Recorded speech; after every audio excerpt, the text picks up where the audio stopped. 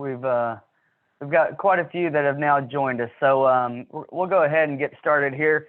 Good afternoon, everyone. I know you've kind of seen us chit-chatting here for the last 5 minutes, but proper introductions are needed here. I'm Jonathan Bricker, and I'm the chairman of the Arkansas District Export Council.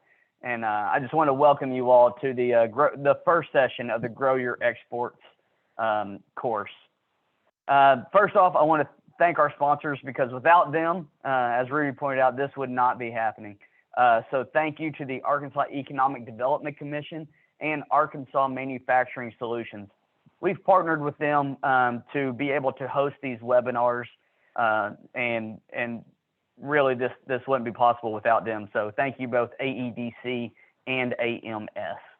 I really appreciate you all taking time to join us today. For those of you that aren't quite sure who the DEC is or what we do, we are a private nonprofit organization that brings experienced international business people with companies that are looking to export, and we can serve as a mentor, or if they're already exporting, we can look at their processes and help them develop those as well.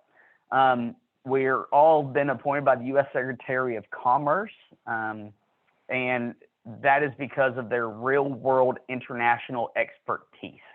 Now, not every member has every answer to every question, but we have done a really good job of being able to connect people to the right, educator is what I'll call it. So my hope for the day is that you walk away from this first webinar with a little bit more confidence in your exporting abilities. And if you have any questions at the end of this and you don't really feel comfortable asking it here or in the chat, you're welcome to reach out to us at exportarkansas.org, and we'll get any kind of answer to any question that you may have. We can also, if you are so inclined, want to see the slides, we can share those with you. I want to introduce you guys to today's moderator. His name is Rudy Ortiz. Rudy has recently retired from the Arkansas Economic Development Commission, and he's also the previous chairman of the District Export Council. Today, he owns his own business by the name of Strategic Business Services, where he helps companies in a variety of international business and exporting needs. He's a certified global business professional, as well as a U.S. Department of Commerce certified export and trade counselor. So for these reasons, he is our District Export Council's education chair. Rudy, thanks again for always being willing to step up and host these webinars and spearheading everything. So with that, I'll turn it over to you. Thank you very much, Johnson. You know, one of the things that we want to make sure that we tell people, because we may not have done a good job of it, is that those people who choose to attend all 6 of the Grow Your Export series of classes will receive a basics of export certificate. And that's a good thing to have and to know. And do be aware that, you know, one of the reasons that we're recording these sessions is to be able to provide that recording to you guys afterwards. You know, it's really hard to be able to, absorb all the different information that we're going to be providing in these series of classes. And so you'll have not only the deck slide that we're going to use to be able to talk about this particular topic, but the recording, you'll have access to the recording as well, so that you can go back to use it as a resource. At the end of the day, that's what the Arkansas District Export Council is all about, is a resource of information so that you can make informed decisions about your exporting efforts. Nobody knows it all. I've been doing this for many, many, many years, and believe me, I still just know just a small portion of everything there is to know. But as Jonathan kind of outlined a second ago, we have great connections with people who have a significant expertise in the legal area, the marketing area, logistics, on and on and on, regulatory compliance. And so if you guys need some additional expertise in X, if you'll contact us, we will. And if we don't have the answer, then we will find you and put you in contact with the person who does have the very specific expertise that you're looking for. At the end of the day, we want to grow exports in Arkansas and in the United States because it is of the best benefit to the individual companies and to the economy of the United States. So that's why we do this. And with that, I will introduce Mr. Edward King. Mr. King is the CEO and I believe president of Great Bet. I don't know whether you guys have had the wonderful experience of drinking the various beverages that his company makes. I grew up with his products, and he's been doing it for quite some time. If you guys have not had a Great Bet, I would suggest that you guys look into it. Wonderful beverages, and he also has lots of expertise in going into new markets, and has been a member of the deck now for several years, and was just recently on the board of directors as part of the executive team for the District Export Council. And so, Ed, with that, I will let you take it away. Okay. I will go ahead and share my first screen here, and we can get started.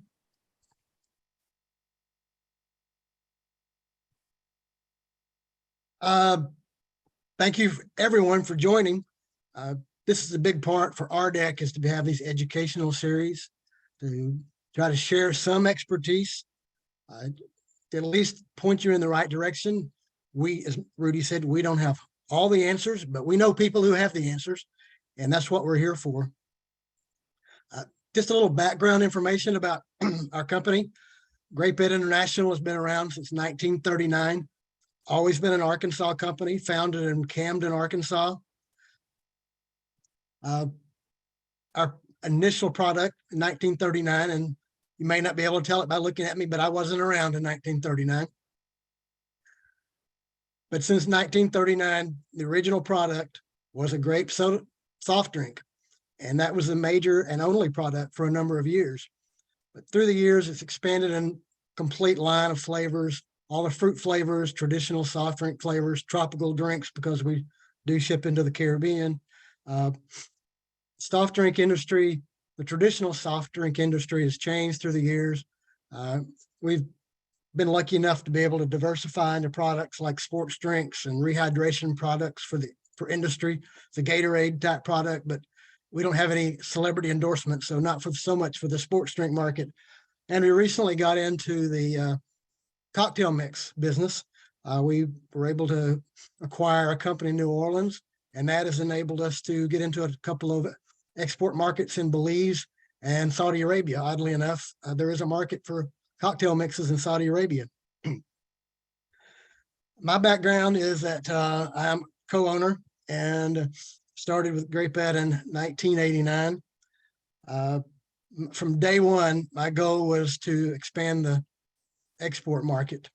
My business partner, co-owner of the company, had a lot of experience in Central and South America. And so he got that part of the world, including the Caribbean, luckily for him. But I decided that the rest of the world, Asia and Southeast Asia, China, would be where we would start. And we basically started working hard on that and getting on planes and making trips and trying to develop that market. I've done a little of everything in the export market or in the business, from actually being back in the mixing rooms to loading containers to traveling all over China and Southeast Asia, visiting potential and existing customers. I'll give you a little bit of a warning. My background in exporting also has been finance and accounting, and my presentation more maybe not from the experience of someone who does a lot of presentations or a salesperson, but we'll try to get through this together and make it as exciting as possible. My perspective today, and not knowing what everybody else, what your background is or what your interest is, what type of organizations you're with, Mine's a small business. Like a lot of companies in the U.S., we're small. And while I think we're the backbone of the U.S. economy, Great Bet has roughly averages around 30 employees. So my perspective is certainly different from that, who might be the international sales director of Tyson or Walmart, that kind of thing.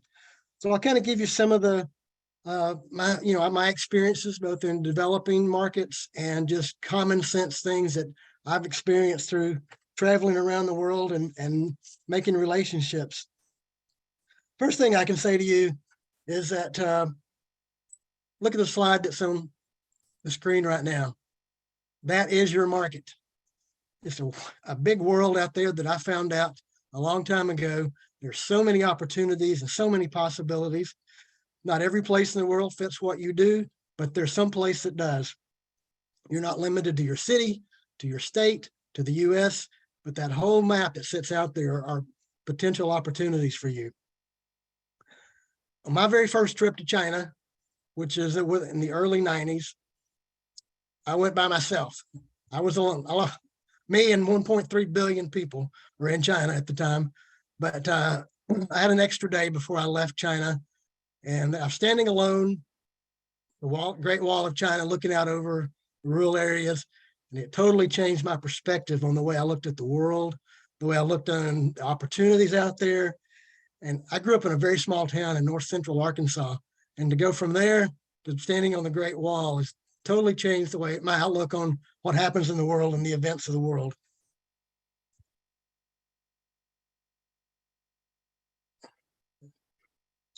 Really, I'm having trouble going from one screen. There we go. Getting ready to export. What we hope after today's session, we'll kind of show you some of the opportunities that are available in exporting, kind of get you started on the path down that. What I consider this particular section is the appetizer. The next 5 sessions, which I certainly hope you sign up for, are more the meat and potatoes, financing, logistics, more the details. And there are people much more experienced in that than I am that you can learn a lot from. But I think my main goal today is get you excited about exporting. It is an amazing thing to be able to export your product. There are a lot of reasons that we'll go through for exporting, some from the financial side, purely from the business side. But there's another side to exporting that I hope will excite you. There's a lot of personal growth in exporting. There's nothing like, to me, my most exciting time professionally was fly halfway around the world and go into a production plant. And our product, one of our products, is primarily an ingredient.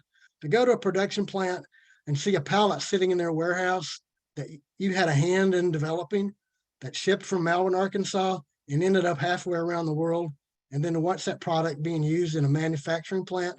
But beyond that, for me to be able to go to a restaurant and, for example, from Malaysia, and look at a restaurant and see your product being consumed, that gives you a great sense of pride and accomplishment. And those are the things you can go back to your staff and say, what we were doing is really working. What we're doing is making a difference. We're expanding our company. We're giving opportunities. So hopefully after we get through this, you'll be excited about getting, either if you're already exporting, you'll want to continue. If you've never exported, you'll get excited about it, and we'll provide you with the resources available so you're not intimidated, but you have everything you need to get started. So, big question, why export? Well, look at the pie chart. Do you think the USA is big? Well, it is in some perspectives, but the other perspective, it's not that big. There's so much more out there and available to you. There's a lot of growth potential somewhere in the world for your product. You just kind of have to narrow that down, and that's kind of what we'll go through, is how do you narrow that down? Where do you find the right market? And we have a real advantage living in the USA. Most of our products throughout the world are considered high quality. We have an advantage of having a blue passport. We can go nearly any country in the world without a visa. We travel freely, and that gives us a real opportunity. And the USA Made still has quite a cachet in a lot of places in the world. As an example, there's a company in Hot Springs, Arkansas called Keith Smith Foods. Keith Smith Foods product are hatching eggs, which basically means it's a fertilized egg, which they sell to growers. Growers hatch the chickens and sell to restaurants and grocery stores. Keith Smith Foods have been able to develop a really big market in Central America. And you think about the possibility of loading eggs into a shipping container in Arkansas and shipping down to Central America. And you know why he's able to do that? Because his customers there understand that the quality that they provide, because they're from the United States, the technology that's involved in it is worth the difference of buying eggs locally and buying eggs from the United States. You have that advantage when you start trying to sell your product outside the US. Some of the other reasons, well, who wants to turn down increased revenue and profit? That is a main function of your business. If you don't make money, you're not going to stay in business. You can increase your productivity. It gives you more opportunity to expand your manufacturing or service base. Spread the risk of your business. I'm going to come back to that in a minute with something else. Something that affects Grape Ed International, the seasonal products. In the US, there's a number of our products that are very much seasonal. Our main season is between Memorial Day and Labor Day. I've always considered ourselves as the toy store or the Walmart toy section during Christmas, before Christmas. We have to make our money during the warm months. But guess what? In the Southern Hemisphere, when it's winter here, it's summer there. And in some countries, which are along the equator, it's summer all the time, which really does well for us. So it really, if your product's seasonal, you have a real opportunity to expand your season from 4-5 months to 12 months. Exporting also gives you, opportunity to have new products, to create new products, to change products.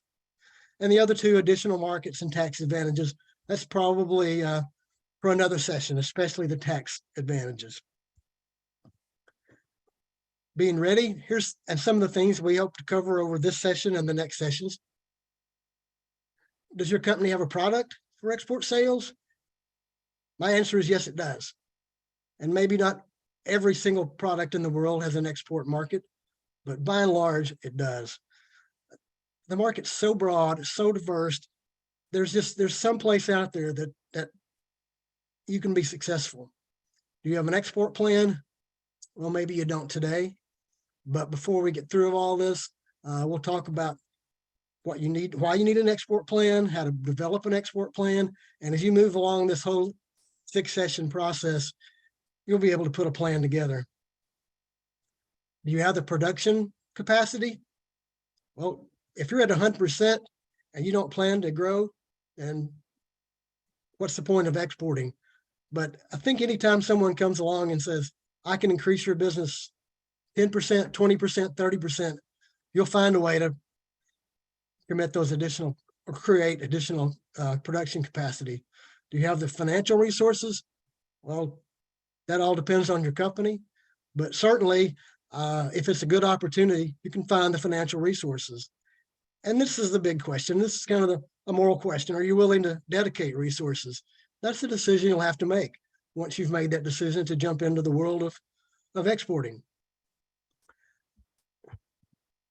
How successful are your products in the US? I think most people would say that if you can't sell it in the US, you won't be able to sell it exporting. That's not completely true, but respectfully, it is. If you're not doing well here, you probably need to get that figured out before you start the exporting processes. What are your unique features of your products? Well, you must have something special or you wouldn't be selling inside the US. So there must be something that you can feature that will work somewhere else. Are you losing market share to more technologically advanced products? Here's the good thing about that. Maybe you're not first in class in a particular area, or things have changed and you've moved forward with higher technology, but there are especially developing countries that are dying for that type of product, not cutting edge, but need something better than what they have. I was recently contacted by an associate outside the U.S. they're getting ready to try to upgrade their production facilities. They have very old equipment and they can't afford new equipment, but they're looking for used equipment in the U.S., refurbished equipment. As I mentioned earlier about the soft drink market changing, through the last 15 to 20 years, small plants have closed and either expanded or gotten faster, more efficient equipment. And that equipment's kind of just set out there, and they weren't sure what to do with it. But as it moved along, they found out there's a great market for, second generation equipment, not as fast, not as efficient, but much better than what they're currently using. So it may not apply to you on equipment wise, but it may apply for a product that you have that you think our market has gone past. There's still a market out there. And the same for discontinued products. Some things that have passed since in the US, there's somewhere out there that you can still sell your product. Some of these things that are listed here, it just applies to any business, whether even doing business in the US or outside the US. I consider short-term profits as an investment. If we know that going into a new area is going to have to pay dividends in the future, then you're not really giving up profits. All you're doing is taking your capital and moving it to another area. Yes, there is some increased costs in exporting. That's common sense. It's going to cost you more to fly to Germany than it is to drive to Texas. So there are some additional costs you have to be aware that's going to happen. But there again, is it worth the opportunity? I think it is. You may have to hire additional staff. You may not. That just depends on your company and what your current staffing is. There's some cost in changing your marketing materials, standards, licenses, that kind of thing. Every country pretty much has different requirements. In our case, we're considered a food product. In the US, we're controlled pretty much by the Food and Drug Administration. Most countries have a similar type agency. You have to go through some hoops in some countries that are it's just one hoop after another.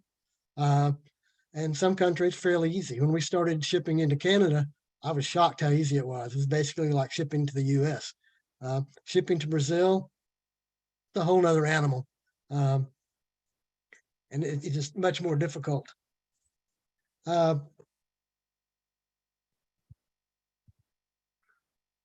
One thing I've heard through the years, as people, meet people, they talk about what our company does and how we do it. And they say, well, exporting sounds too risky for us to get into. And my common answer is, what's the risk of not exporting? First and foremost, you're missing out on a huge market. We keep going over the fact that the US is relatively small in the world as far as the market. So you're missing out on all that if you don't try. So why would you risk missing out on a business opportunity if you don't have to? One thing that I found that it initiates a positive change in your corporate culture. You tend, if things are going great and you think business is as good as you want it to be, this is a good opportunity to get outside the box, to do something new, to revitalize, to get excited, to move things in a whole different direction. I just say avoid complacency. I think that's the death knell for a lot of companies. Don't be a Kmart or a Sears or a Kodak. Kmart and Sears, they used to be the big dog in the retail market. And along came this little company in Northwest Arkansas by a guy named Sam Walton, who they didn't care a bit about when he started up, but he basically took over the retail market, and Kmart and Sears doesn't exist anymore. So avoid complacency. Now, my next screen may sound a little silly, but this is a cartoon that I cut out a long time ago from the far side. And the snowflakes there, I hope you can see the whole screen. But in the corner, the little fuzzy animal down there, he was the little dog. Dinosaurs are the big dogs. The Kmarts and the Sears and the companies thought nothing's ever going to change. We see the snowflakes beginning to fall down, and The world is changing, the environment's changing.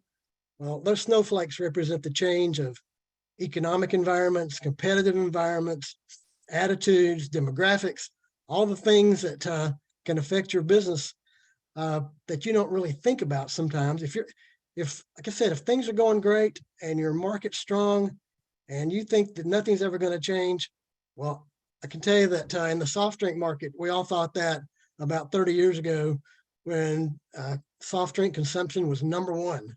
Well, along came waters and teas and coffees and energy drinks and sports drinks and all the things that we didn't even think about then.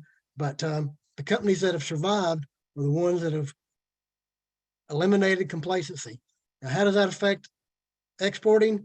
Well, exporting is one way to avoid that complacency. It's something new, it's something exciting, it's something that can change the culture of your company, that can get everybody involved. You know, it's interesting that even if the people, if it's a production facility, everybody in the plant get pretty excited when they realize their products are not just sold in Arkansas or in Texas or in the US, but are being traveled all over the world. And I think that just adds something to the excitement and the culture of your company. You know, Edward, one of the things that is also very advantageous in terms of looking at exporting markets and traveling is that sometimes you'll go to a country like Italy and see a product that does not exist in the United States. And so there are ideas out there that are the other markets that are actually executing on that might be an opportunity for your company as well. So it's not just stuff that's here in the United States, but looking at all the different markets that exist out there. Really, that is a great point, and that has actually happened to us. I don't remember exactly when it was, but I was traveling in Asia and I saw this energy drink called Red Bull. Never heard of it before, never seen about it in the US. Didn't think much about it because it didn't really taste very good, but it was really increasing in Japan. Went to a trade show in Houston, and lo and behold, there was this little booth there, the typical 12-foot table booth with a company called Red Bull. Everybody kind of scoffed at that. But if I'd have paid attention when I was in Japan and saw what was going on and understood it, Red Bull we may have gotten into the energy drink market a lot earlier. So yeah, good point, Rudy, is there are products out there in the world that are doing very well that you may not have heard of, but maybe something you want to bring back and get that into the US market before everybody else. Now, this is kind of the meat potatoes, I guess, of this presentation about the importance of market research for exporting. Some of this is so duplicitous in what you do in your own business. You do market research when you bring out a new product or you're going into a different area of the US. The US obviously is very diverse also. So, it applies both ways. There's just different ways to get your market research done. You may begin exporting without any market research at all. You may receive unsolicited orders, and that's happened to us a number of times. As I mentioned earlier, with our cocktail mixes, we received an order completely out of the blue from Saudi Arabia. Had never contacted anyone.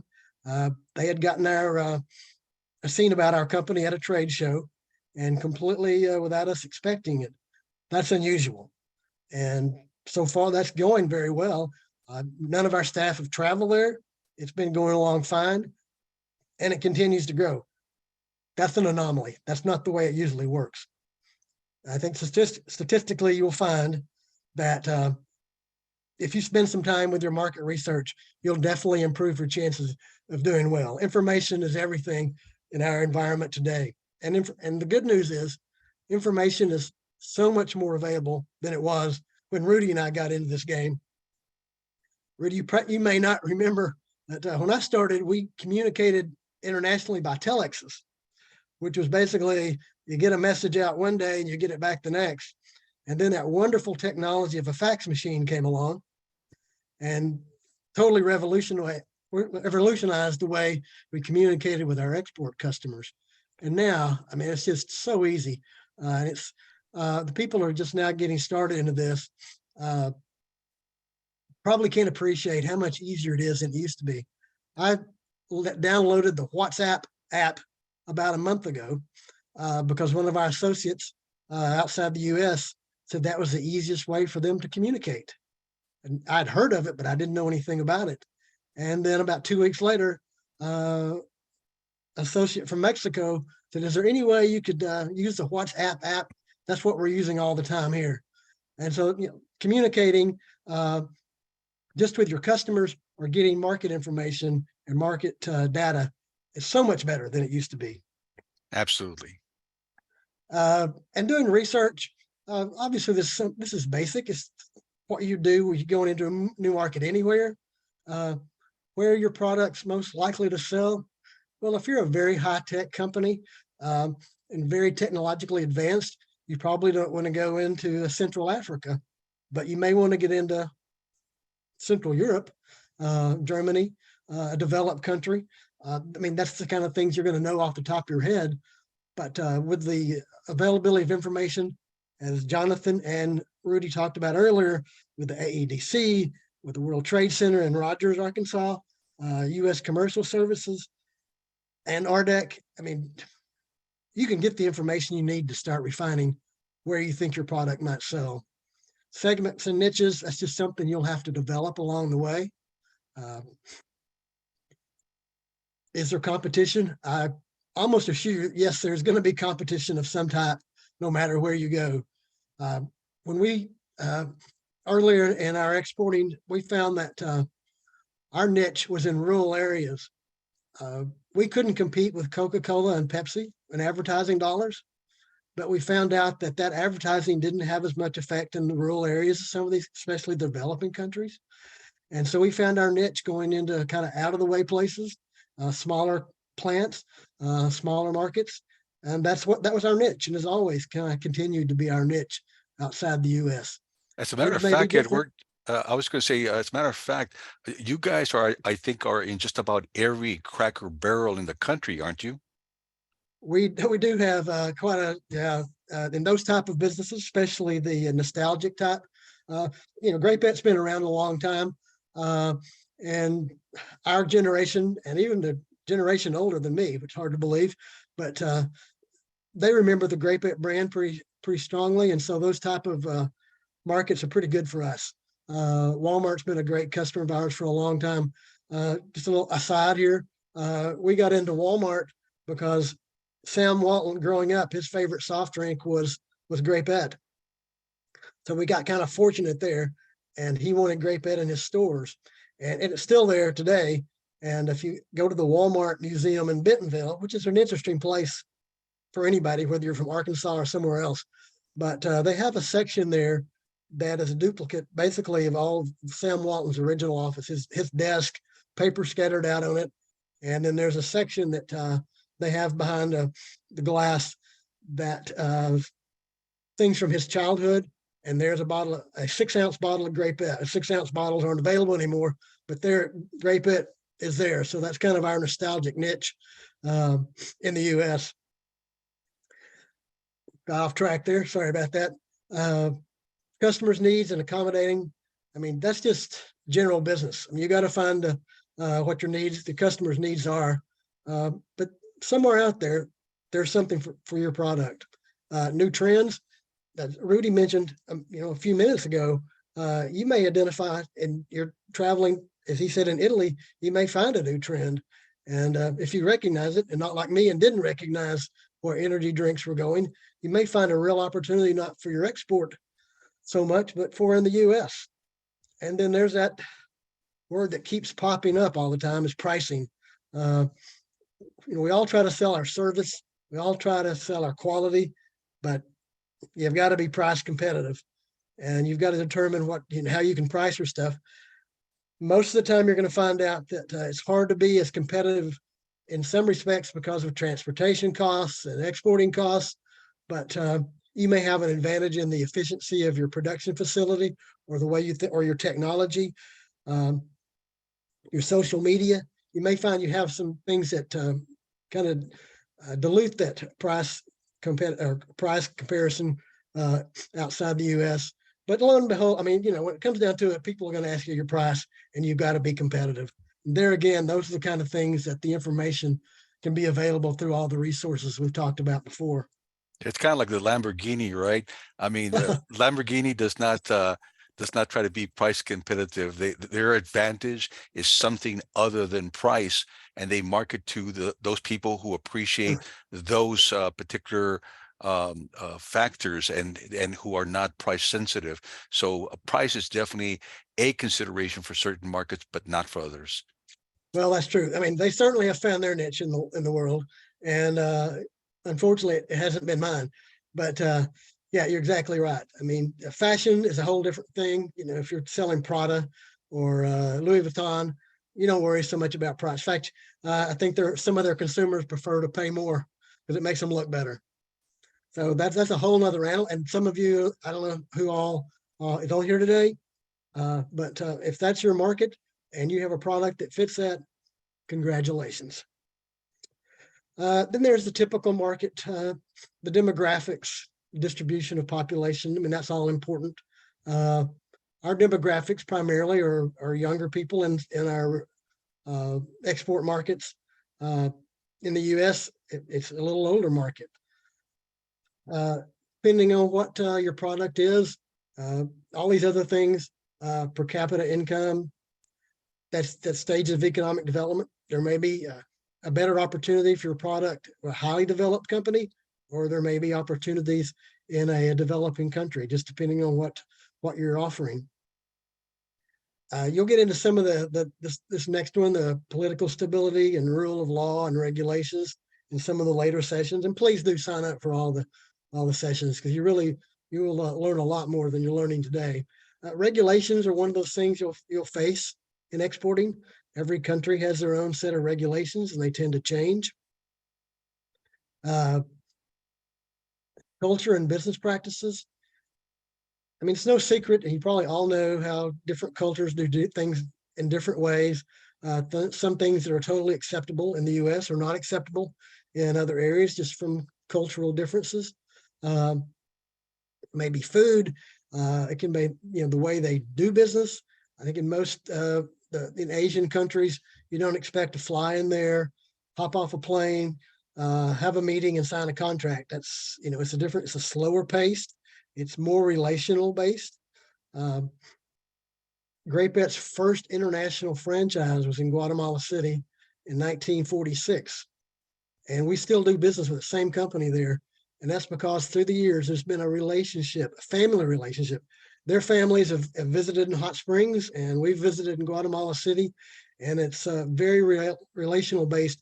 Most places, at least that I have been involved in, and part of that is because of the rule of law. Their legal systems are not as developed as the U.S., and they have to develop a layer of trust because they don't trust their own law. So if you can develop that family type relationship and a trust relationship, you're going a long ways in having a long-term business relationship. Market entry. Some countries, as I mentioned, are fairly easy to get into as far as their regulations and requirements. I may have mentioned Brazil as being a very difficult country. They do everything possible to keep products out of Brazil. They can be manufactured in Brazil. So there are some real barriers to entry there. We've been doing business there for about 20 years. It took us a long time to establish that market. We sell cola flavors there. They will not allow cola concentrate to be imported into Brazil for the most part. So we had to completely reformulate our products. Cola, for example, has caramel coloring in it, which obviously gives it the brown color. So we found out that if we took all the caramel out and broke down the individual ingredients to a much higher concentrated product, that it could be reclassified as a different type of product, and we're able to get it in. The other thing about Brazil, we've had We had a situation. Product was shipped. Everything was fine. Everything is the way it was supposed to. Before it got to the port, they changed the regulations on labeling, what the requirements were for the labels on the product, setting customs for over 30 days.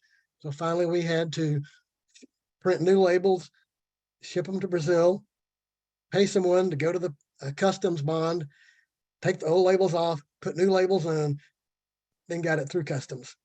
Those are just kind of some of the things, type of things some countries have. Most countries don't. Most were pretty straightforward, but that's one of the things that you can run into. You'll find things move not only on the business side slower, but the infrastructure is not, in many countries, not as developed. Ports are like they've been in the US, ports are jammed.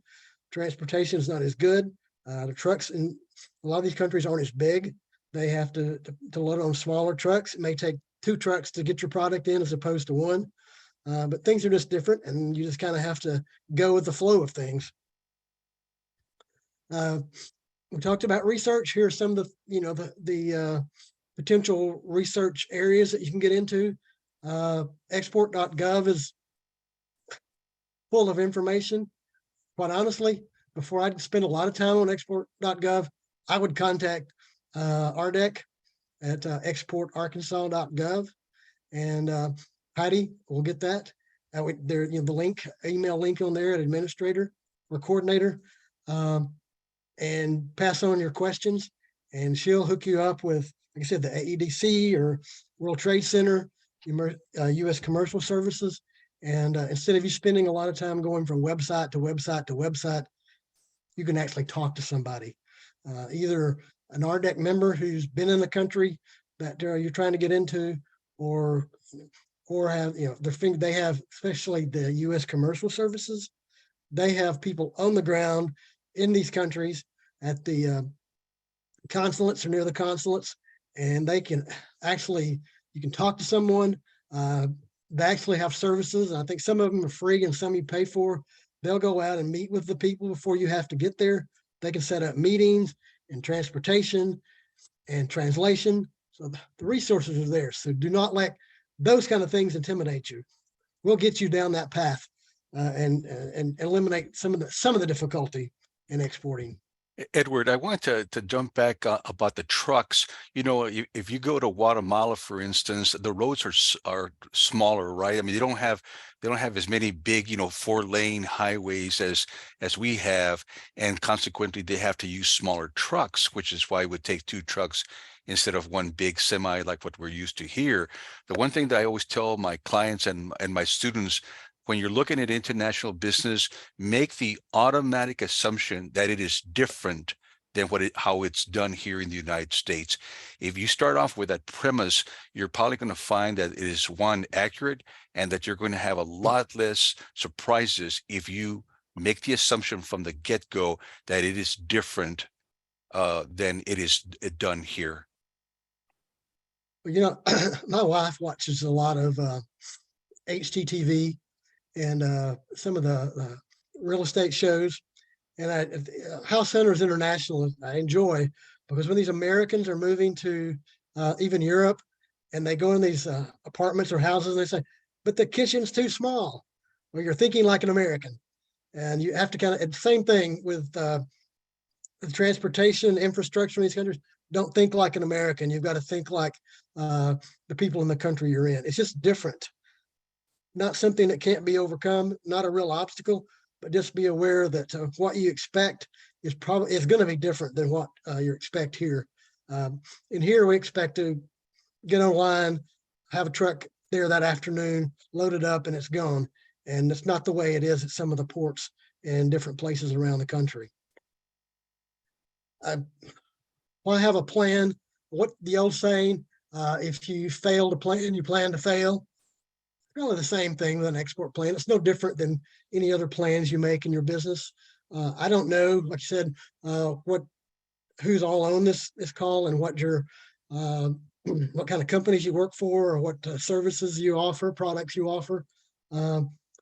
If you are a sales manager or in sales and you're looking at exporting, but you think you need to convince your upper management that this is something that they need to be doing, your plan can certainly help you in that perspective.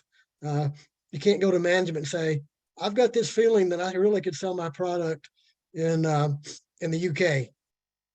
Well, they're probably it's not gonna go over very well, I wouldn't think. But if you can buy a real plan, Slim Chickens, which is a Northwest Arkansas company, have been very successful.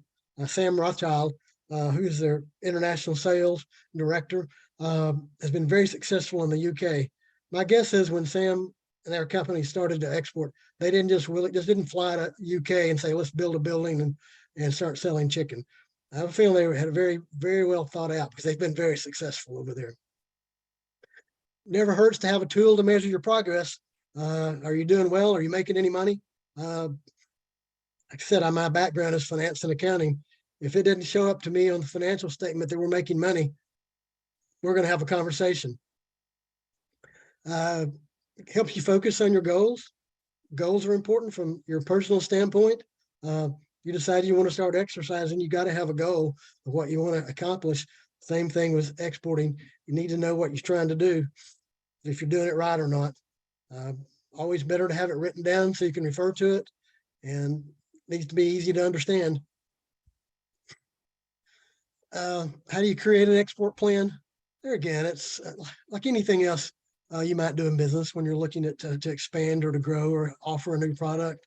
There's research to be done. We can help you identify the data sources.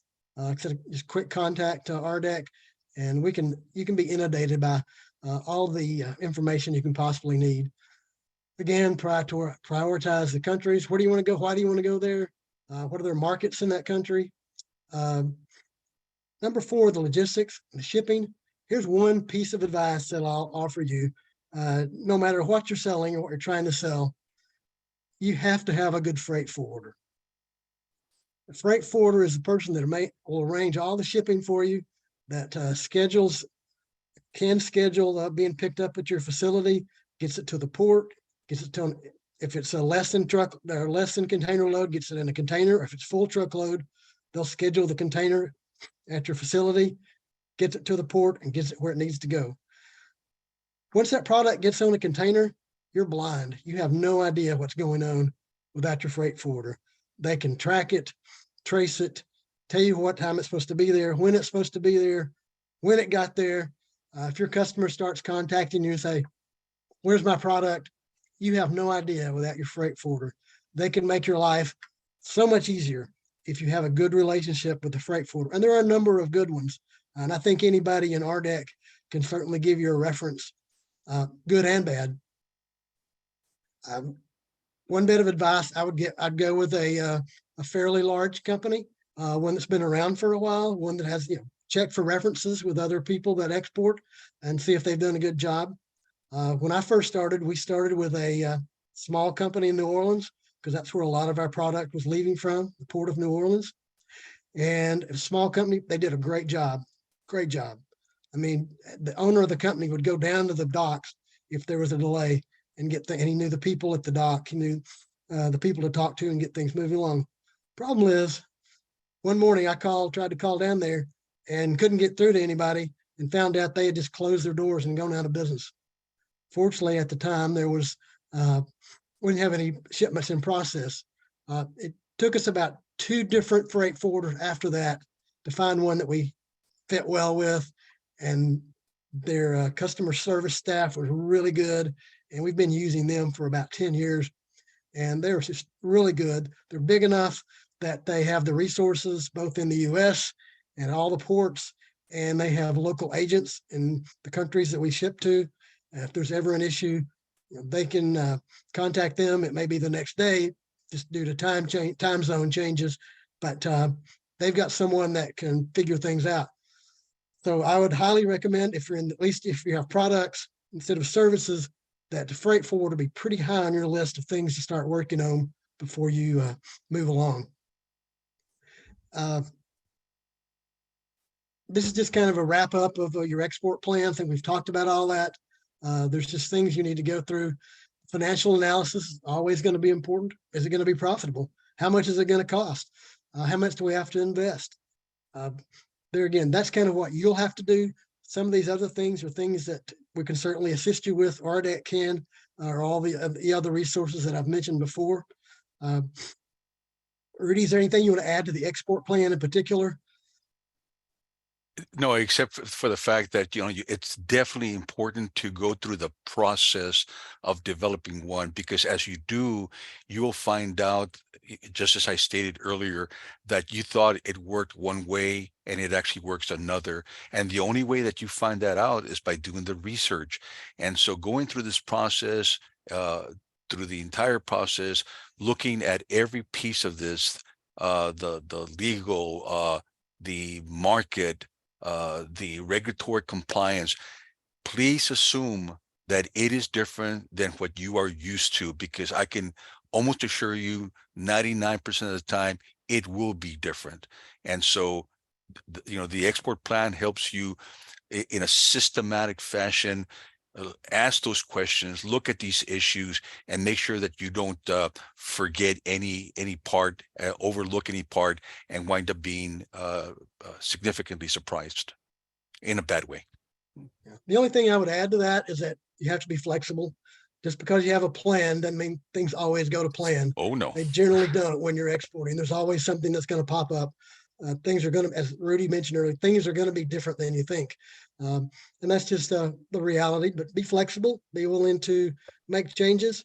Yeah, at the end of the day, we want to keep those surprises small. We just don't want to step on a landmine, right? And that will, blow you up, so to speak. The life is full of surprises. No matter how much you plan, there will be things that are wind up not being quite like you thought they were, but we want to keep those surprises to a minimum and small. Thanks, Rudy. There again, here's some more resources. We talked about export.gov, but realistically, contact RDEC, and we can probably eliminate some of the time just bouncing around through different websites. Got some great resources within RDEC. People are very experienced in exporting in a lot of different countries. They're available to you. I'd be happy to take your call and spend some time with you and tell you what their experiences are in that specific area, and then the other resources for market information. There's just lots. Just don't be intimidated in any stretch of the imagination if you're brand new at this, that you don't know where to get started, because there are people really willing and able to help. Anybody in RDEC? Sorry, Rudy. I was just going to say, Edward, even for those companies that have who are currently exporting to 40 plus countries, I have found that when they enter a new market, it's not business as usual. They will find out that that country that they're trying to look at is in fact different. And so regardless of whether this is brand new to you or whether you've got lots and lots of experience, every single market will be different. And so, going through this process is going to be the same no matter what. So there are people that help. That's, I guess, if I want to leave you with anything at all today, is that there are lots of places to get help. Brand new, or you've already been exporting, but you want to grow it, or you want to get into different areas. There's a lot of resources out there. I think that's really, here's some questions. We've talked about what country should I start with. We know that we've been there. If it doesn't sell well here, so I turn to exporting, I'd say get things in shape here first. Should I just buy a plane ticket and fly to a foreign country to make cold calls? Maybe you can. I know I've heard stories from the person that started Grape International in the 40s and 50s that he didn't have the internet, didn't have the communication systems, the technology, but he would literally buy a plane ticket, fly to a foreign country, find a phone book, tear out pages, and start making cold calls. But I don't think that really exists much anymore. You must have a very unique product if that's the case. Yeah. The other thing that I want to add, while we've been kind of talking about products, the fastest growing export market is services. And so, whether you're an architect or an engineering firm or a law firm, or you have software, all those are different kinds of services. And that is something that you can in fact export, not just if you have some sort of widget. So do be aware that if you have a service as opposed to a product, you can export that as well. Sure, absolutely. And I've kind of just glossed over services a little bit because there again, my perspective is from a smaller company that sells product. Yep. Well, So, Edward, we're going to need to go ahead and okay. wrap this up because I want to make sure that Richard Duda of the U.S. Commercial Service has a few minutes to introduce himself. And Ed, is there any last thing that you want to comment on? Not really. I just want to tell those people out that RDEC is out there every year. RDEC gives out the Governor's Award. I really hope that in the next 2 or 3 or 4 years that some of you that are on here today are standing up there with the governor. Won't be this governor, but we'll be up there with the governor getting an award. And I would just say, get out there. There's your market. Get started and good luck. As a matter of fact, Ed, you were showing Brittany there, and last year at last year's Governor's Awards, back in 2021, I told her because she was new to this business, and I told her that given the product that she has, that I thought that she had a very good chance of increasing her export markets and to go on and win the Governor's Awards. And there she is right there 1 year later. I think at this point, her entire revenue stream comes 100% from exports, if I remember correctly, or at the very least, a very high percentage. And so you too can do it. So with that, I think we'll switch over to Richard Duda from the U.S. Commercial Services. Thank you, Rudy. Quick question, Rudy. Do you want me to share my screen with the slide deck, or do you want to pop up the one that I sent or emailed over? Go ahead and do it if you please would. Sure. Let me share. Let me share my screen. Just a second. You cannot share your screen while the other participant is sharing. Right, Edward. If you will go ahead and stop your sharing, that'll help Mr. Richard get on. Thank you. All right. You cannot share your screen. Go ahead and just exit out from your presentation altogether, Mr. Edward. I think that'll help. I think he needs to hit the unshare screen. Stop share. How about that? Yeah, that'll work. Thank you. Sorry about that. Well. Okay. Well, Richard, since you seem to be having a little problem with your screen, why don't you just go ahead and tell us who you are and what you do? Sure. So my name is Richard Duda. I'm with the U.S. Commercial Service, and Rudy or Heidi, I believe, if they're going to share any of the slide decks, can send that out as well. But I'm just going to go over a few things in the next couple minutes from us. So we are the U.S. Commercial Service, which is part of the International Trade Administration. We're a federal agency, and we are part of the U.S. Department of Commerce. So we're a federal agency. We primarily are charged with helping U.S. companies export their products and services across the globe.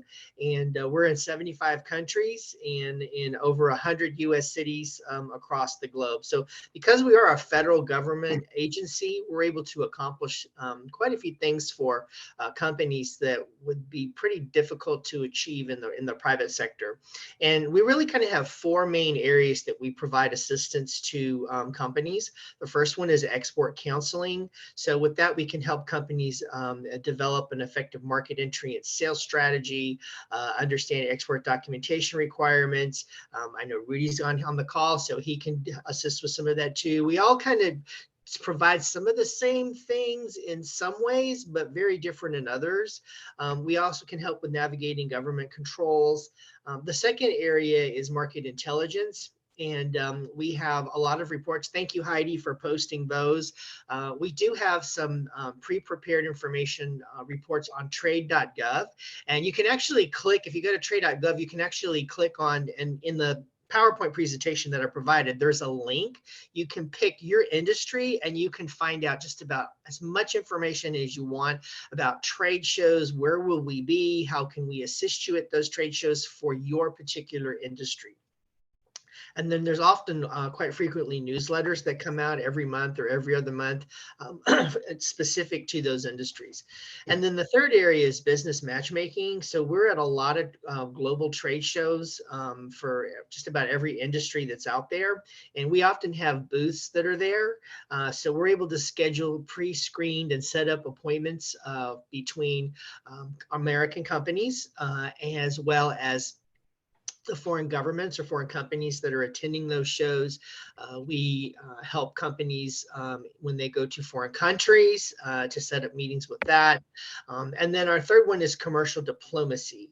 And that's, we get involved when an American company is bidding on a foreign government tender. So not when an American company is bidding on a private company. So if you manufacture pens in Arkansas and you're bidding on a contract for a private company in Germany, we wouldn't be involved with that. Now, if it's the government of Germany that's put out a foreign tender, which is like a proposal, a request for proposal, then we can get our advocacy group to help position that American company as best as possible on that contract. And they also are involved, we also get involved when the foreign government has issued a foreign tender and we find out that there is unfair competition from other countries trying to bid on that particular contract.